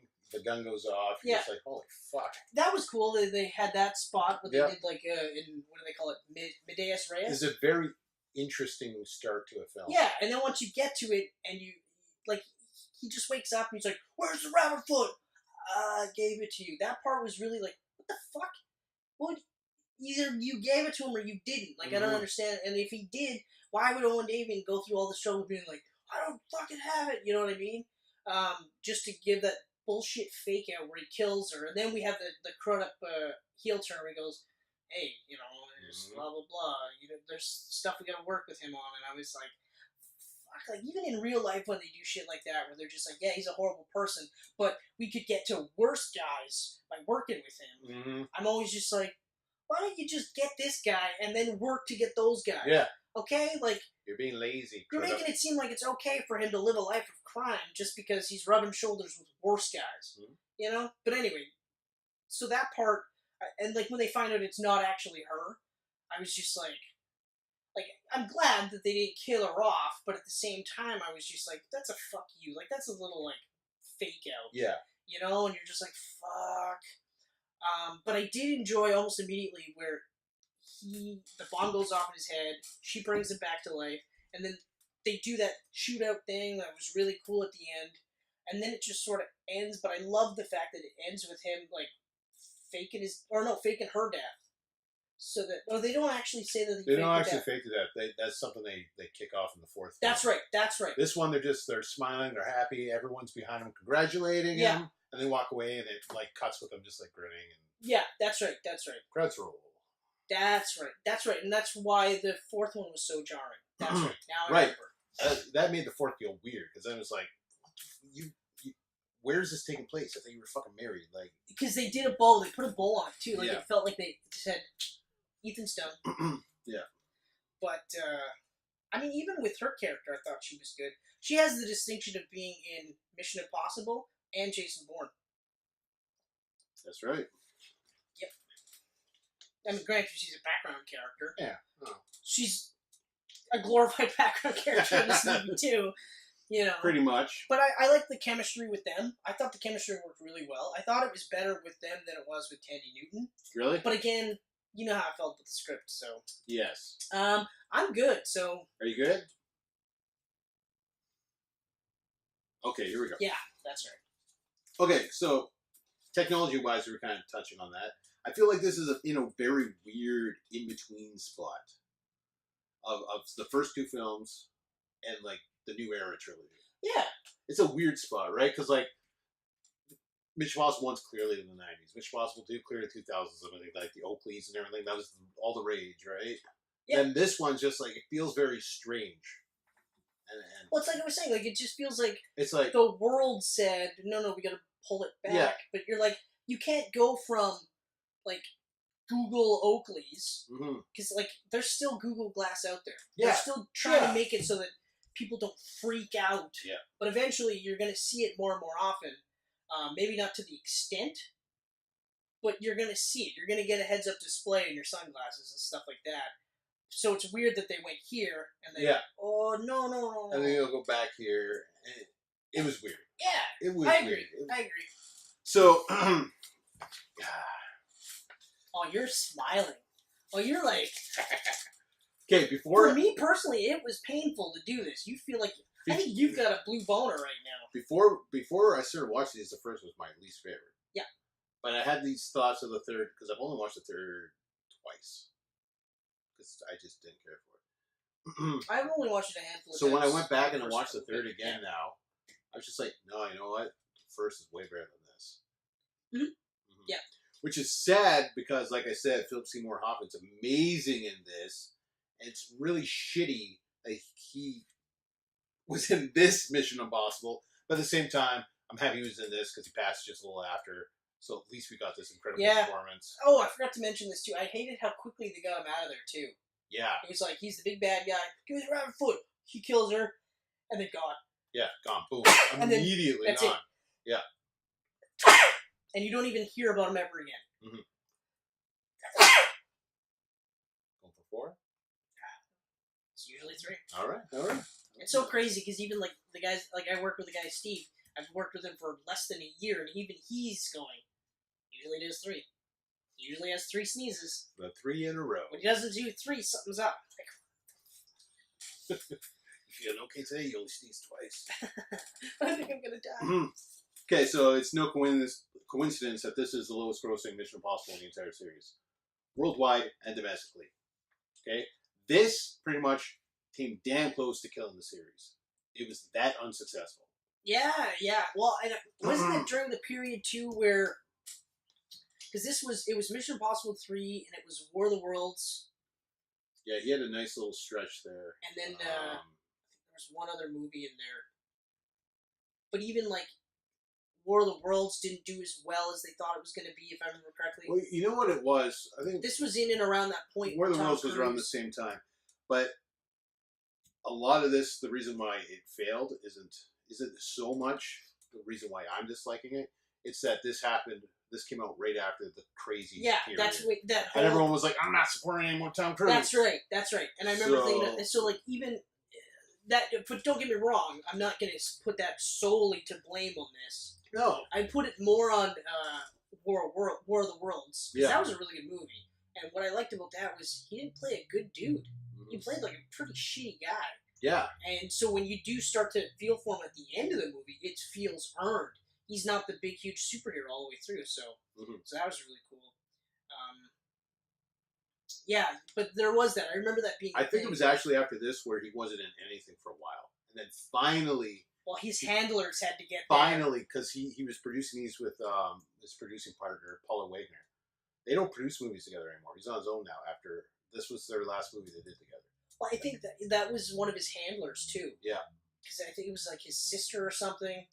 I don't know what. And then all of a sudden, like he switched with her, and then he went, "Hey everybody, I'm gonna jump on couches." Did his little crazy thing. Tell everybody in the world that I love her. She's amazing. And you're just like I love my wife, but if she ever saw me jumping on a couch proclaiming how much I love her, she'd be like, "What the fuck is wrong with you? And you gotta stop drinking during the day." What? Yeah.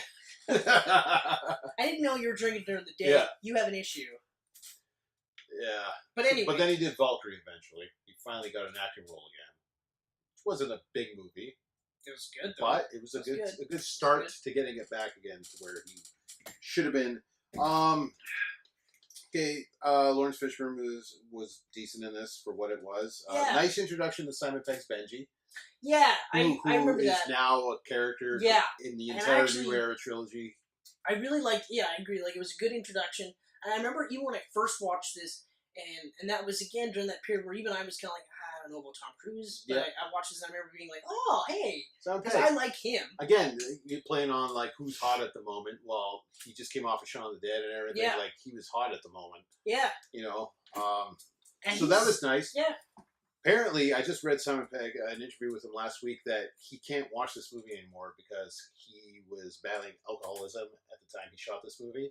And every time he watches this, it just brings back memories. I can see that, yeah. So, that was interesting. Yeah, that is interesting. That's interesting. Okay, least favorite IMF team assembled, touched on that. Okay, so, it feels like an episode of something I would watch on TV. It doesn't feel like a big budget Mission Impossible movie. Yeah. And I think a lot of that has to do with it was directed by J.J. Abrams. This was the first film he did, coming off a long TV career. That's right. That's right. This is the first movie he directed. And then you have a ton of TV-only stars in this. Kerry Russell's in there. Megan Q is in there. Greg Grunberg was in there. You probably know he was a guy at the cocktail party at the beginning, but like, you see his face, you're like, oh my god, you're in every TV show I've ever watched. Never in movies, but he's in this. So... Right, yeah. It really... But even, what's his face? Jonathan Wright, he was also a TV guy. Yeah, so like, it's just... Predominantly it's just full of TV guys. Abrams wrote it with his TV partners that did Lost with him and Alias and everything. Like, it's really you're TV right. feeling. It does actually feel really much like the it way almost it like a starts. TV The way it movie. starts and the way like it wraps up with like them walk away and the smile and the freeze frame on the two of them smiling. That's a rough one too. And it's just like oh god, it's so TV feeling. Yeah. So I don't know, but like even for me though, the stuff that I liked outweigh the stuff that I didn't like. Whereas in Mission Impossible 2, the stuff that I don't like outweigh the stuff that I do like. Right, for me, this is like the things that so like I mean, if we were just doing a ranking of the original trilogy, it would be 1, 3, 2. Because overall, I feel like 1 is the best of all 3. Okay. You know, whereas you're probably like 2, 1, 3. Exactly. Yeah. Yeah. So, okay, but the marriage was an awful fucking idea. It was an awful fucking idea. This film feels like a finale to a series, and they should not have had him married. If they were planning on continuing it in the future, they should have planted the Julia seed somewhere. They meet. She's a guest star, just like a small role in one of them. She grows as a character. Grow that character, end with them getting married on the series. Go to the farm. Happy ending. It was very weird, and it put the future films in a weird spot, too, because like, how are they going to write this guy with this being married and everything all the time? Right, and I mean, like, without touching upon the other ones. It was so fucking weird. And again, it was fucking weird because we're coming off the second movie where he loved this girl. Well, it ended with them together and everything. Like, the first movie didn't end with that, with him with a chick. They weren't doing the James Bond thing where it was a different chick. No, they definitely did not at all. I mean, they hinted at it with his mentor's wife. Yeah. But then you realize that it was because she was a heel turn anyway. Yeah. So then... So they weren't playing that game with this series. So, like, him loving this girl at the end of the second... And then, boom, third movie starts right off with him staring at his wife. They're married. No mention of, like, Naya from the second movie. It was just, it was so weird. Like, They met at a lake. They got married. He's like, he works for like what, like a fucking car company or something. That's a story. Yeah, that was his cover story. That's right. It was weird. And I mean, like, as soon as I started watching in the theater, I was just like, this feels really weird right now. And the only thing that kept pulling me through every time I was just like, was that Philip Seymour Hoffman performance. Okay. He, boom, pulled me back in. I was just like, oh, God, it's so good. And then it's just actually, like, you know what, like, you're kind of like, because I'm starting to, like, I think it's because I watched it too soon after the second one, where now it was almost like anything would be better. Because, like, I had a fucking 10-minute rant about all the things I didn't like about that movie. So, yeah, it's almost like being the tallest midget, right? Like, congratulations, you're still a midget, right? You're taller than them, you're still a midget. But yeah, because, I mean, it's not, I do like that he got married, but now I'm starting to think that you're right. Like, it was almost, there was no earning of it. Like, if he was looking at this series like, I love the Mission Impossibles, I want to do a fourth, then he should have said, let's not do the marriage yet. However, let's introduce this character. Yeah, because even though I cited, like, Bourne and Marie, they had an entire movie where they had their ups and downs within that movie, so that by the end of it made sense. Whereas this, they did the reverse almost, where actually they did, because then it was just like they had the cutesy scenes with them leading up to when she actually gets taken. Yeah. You know. So it's kind of like the Justice League movie. Yeah, really. I mean, you know, where it's just like, here's the Justice League, and now we're gonna have all these movies too. Yeah. You know. Oh, speaking of which, the poster for Aquaman looks awesome. That looks fucking sweet. Looks awesome. And the poster for Shazam also looks pretty awesome. Sweet. So the 15-second teaser to Glass. Yes, I saw that today too. I'm just San Diego Comic-Con this weekend. I'm just like, Jesus Christ. I mean, the only thing I'll say about Shazam though is for the next couple of posters or whatever, if there's any, maybe don't have eating or drinking stuff. Yeah, they're kind of really like. I get it. You're a kid. I know that they're doing the 52 where he's still a kid in Shazam's body instead of just being almost like Superman when he's or Captain Marvel or Shazam. Yeah. You know what I mean? So I get that part, but it doesn't have to be snacking the entire time. Yeah. You know. But anyway, just a quick aside. All of that looks really cool. I'm excited to see these trailers. I really am excited to see these trailers. I'm so pumped for this, man. I think we might actually get a look at Captain Marvel after this weekend. Yeah, that's right. Even though Marvel Studios apparently isn't there, I still think that Marvel or Disney will tease something outside of San Diego Comic-Con. I think so, too. I don't know if we need to see a Captain... yeah, kind of tease it, maybe. We're going to see some for sure for Wonder Woman 84. Oh, Cheetah. 100%. We're going to see Cheetah for sure. We're going to see Cheetah or something. I can't wait. I can't wait because... Yeah. We'll see more Venom, guarantee it. Right. Yeah. I mean, I love San Diego Comic-Con. I haven't gone there, probably. No. We talked about going there one time, but now it's so big. Now it's so big, it's got a lottery system. What? They have a lottery system now. You can buy a ticket if you win the lottery. Wow. That's how big it is now. Okay. All right. So I doubt we'll ever do it now. We'll just wait for the next one to slowly get to... New York Comic Con's getting the same way, so I'm glad I got to go to that before it got insane. But yeah, you know what? I've done Vancouver, I've done Toronto. The smaller shows are just as exciting. You know what? It'd be crazy just to go. Like, I'd just be like, oh, man. Yeah, they're just as exciting. So, yeah, we could pretty much just pull an email out of a hat one day. What else we got here? That's the end. I mean, okay. Well, what we got here? Yeah. What's my Michelle Monaghan? I think Monaghan. She was in Eagle Eye, and that was a garbage movie. Monaghan. It was a garbage movie. It was one of those movies where I was like, yeah, I like it, and then I'm like, no, I don't like that. She was also in Source Code, wasn't she? Yep. Didn't like that either. I didn't even bother watching it. People love that movie.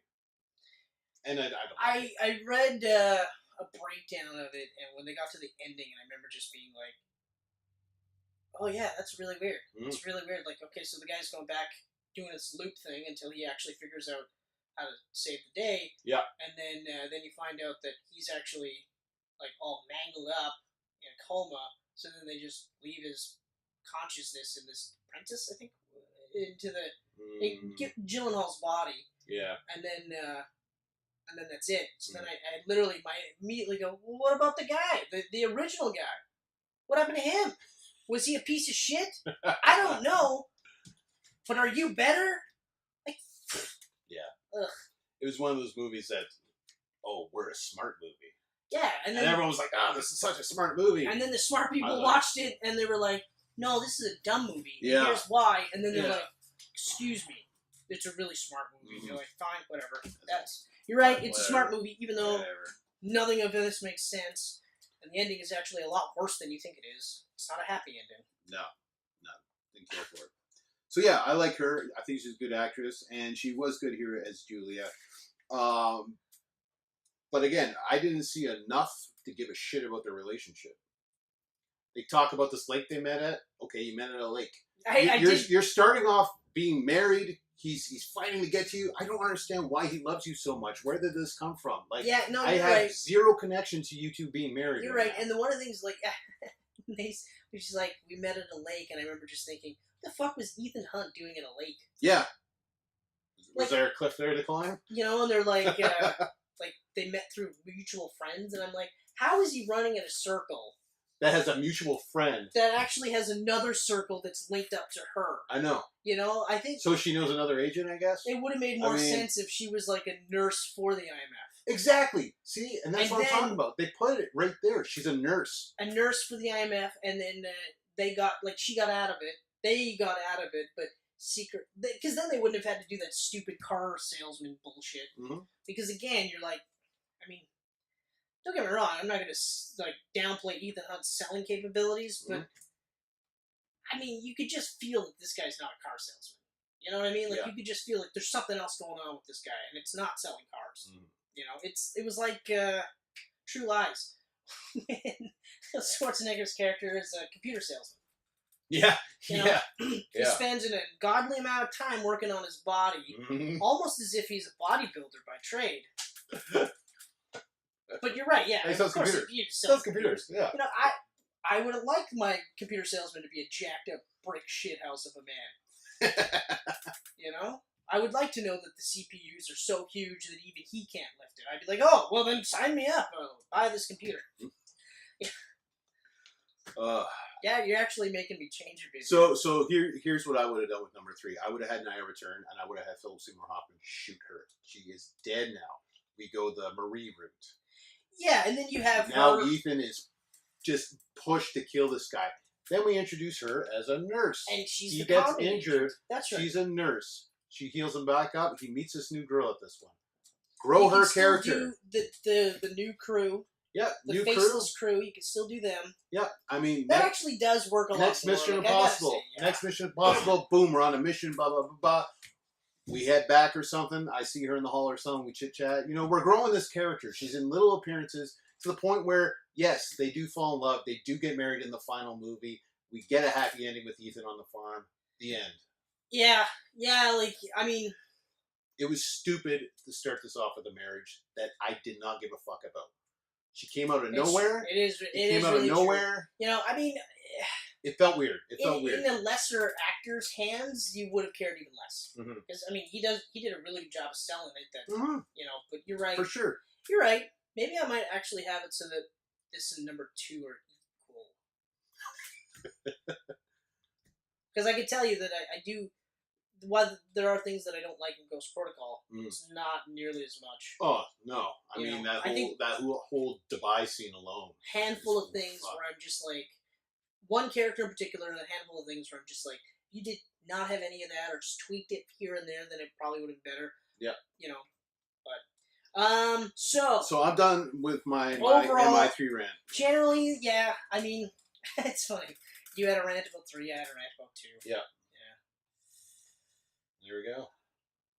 That is part 1. That is part 1 of the Mission Impossible Camcast series. Mission Camcast. No. No? No. I mean, Mission Impossible Part 1 Camcast is, I mean, it's not cool. Camcast Impossible? Nope. No, nothing. Nothing. We could just leave it at Mission Impossible. MIC. Mission Impossible Camcast. MIC works. MIC? You know what? MIC? We're going with MIC. MIC Part 1. MIC Part 1, and then we'll have MIC Part 2. Yep. When we actually we'll go see Fallout. See Fallout. We'll talk the new trilogy. We have to see Ant-Man. We still haven't seen Ant-Man. Yeah. 'Cause I thought about that the I'm other day. so far behind on movies. I literally thought about it the other day. I'm like, we got to see Ant-Man, and then so I don't know. What are you doing this weekend? Sounds like I might be working in my sister's yard digging a trench. Oh, hey! That sounds like so much fun. Don't invite me to help. Okay. I just told you not to invite me to help. But I got it on camera. Me asking you. Yeah, 33 people will watch it. Yeah, okay, yeah. If someone would be like, come on, Chris, you should really do that trench digging. And I mean, let's be honest, this isn't going to go live until after the trench has been dug. Was that Saturday and Sunday? Yeah, it's Saturday for sure, and I'll see, maybe probably Sunday. Gross. Incredibly gross, but hey, whatever. Yeah. It is what it is. Life. Adulting. Awesome. Adulting. So, yeah. I don't really think I have anything else to touch on. I mean, did you see the Overlord trailer? The new not Cloverfield movie? Is there a trailer for it? I haven't thought seen there it. was. I haven't seen it yet. It's like World War II zombies. Yeah, I heard it's something to do with World War II and zombies. But apparently it's not connected to Cloverfield. You know why?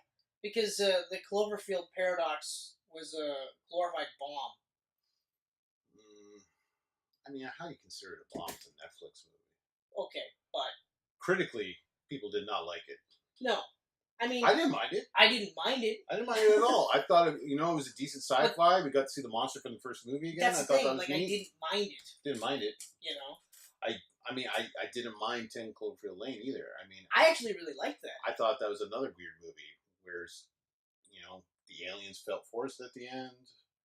I didn't feel like it was forced, but then again, I knew it was a Cloverfield movie. But again, John Goodman gave a crazy performance, and that kind of made me dig it.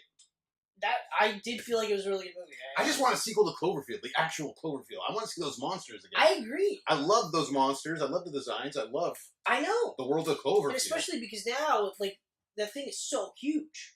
Yeah, well, I mean, people were saying originally with the first Cloverfield, and we're not really getting real off topic because it's J.J. Abrams, right? So At this point, who gives a fuck, right? Who really gives a fuck? But they were saying it was a baby calling for its mother, looking for its mother. Exactly. This ginormous one in Paradox could easily be the mother. That's right. And I mean, that was one of the cool parts about Cloverfield Paradox that I liked, where it was the two different dimensions. So that the one dimension was getting overrun by the Cloverfield monsters. Yep.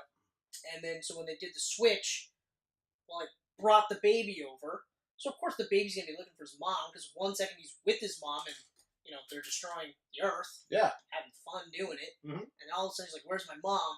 So, that part that was a great way to explain the monster showing up. Yep. But, I mean, I feel like... I love my giant monster movies, so obviously, Yeah, but I mean, I guess, is it too much to ask that they be more like The Host? Oh, The Host is so good. I gotta rewatch that movie, because I remember just being, floored by how much I like that movie. Yeah. You know what? Korean horror movies and sci-fi movies in general are just really damn Yeah, but you know what it is, though? It's because it's a different perspective that we don't have. Exactly. We're inundated with all this other Western shit. So that's another reason why I love, Kung Fu movies and stuff, because it's just, it's a different aspect. Mm-hmm. Even just, Chinese or just other, foreign flicks. Yeah. Because it's a different take on it. What is that horror flick on Netflix? Veronica, yeah, Spanish. From the directors of the Rec movies, REC. Yes, that's right. Which are so good. That was creepy. A really grippingly creepy movie. It wasn't scary. I actually thought it was going to be more scary than it was, but it was just really whoa, because their perspective is different from ours. And I think that's why we got so attached to Guillermo del Toro so quickly, because it was just something so different, but so good. Yeah. Yep, for sure. Now we've officially got off topic. We're way off topic now. Yeah. I feel like we gotta end But it. hey, you're ending it on a good note because you went to Guillermo del Toro. That's a good note. I'm good with that. Now Crew's laughing. You. You. And they get serious like I'm Vincent. Or Billy Crudup. I better take my pants off then. Oh!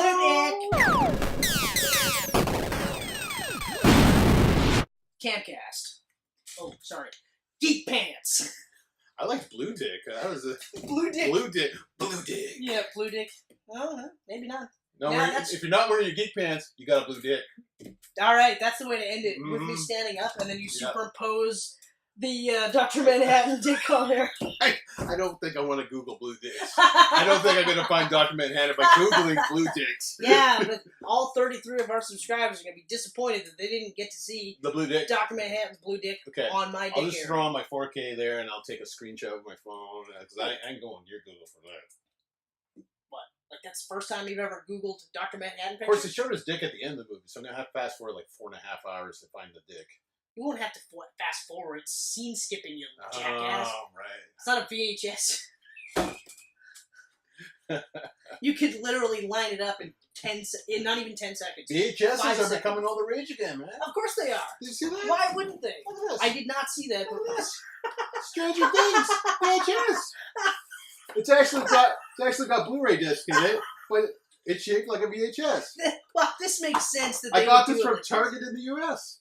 This makes sense that they would do it like that. Look at that. That's actually, this is sweet. I actually like this. Uh-oh. What did I do? You're rugged. There you go. I actually like this. And Yeah. even just the weatheredness. I know. It's so cool. That's really true. So good. Ugh, can't wait for that. I can't So wait for good. It Chapter 2. That's going to be great. Lasagna. That's the noise you made. I think that's the way to end it right there. The lasagna. Lasagna. These pancakes are delicious. I don't even know where to end this stuff. I might just do the Geek Pants little, and then we go on for that 10 minutes. The stinger? Yeah, stinger.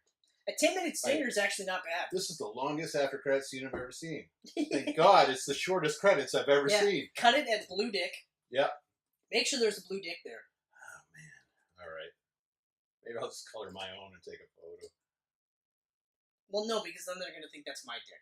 Like, at least with Dr. Manhattan, they'll know that it's Dr. Manhattan. They might go, whose dick is that? Hey, whose dick is that? I don't want them to suddenly be like, is that Chris's dick? Because then I'd have to be like, well, if it's big, I have to be like, well, no, it's not. All that bush is just making it look smaller than it is. Oh, you still have bush? You got to get rid of that shit, pal. I mean, I shave sometimes.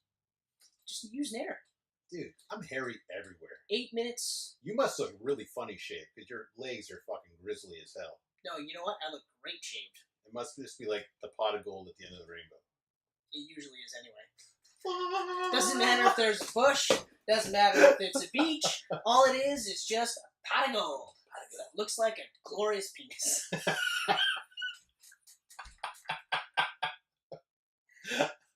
And cut.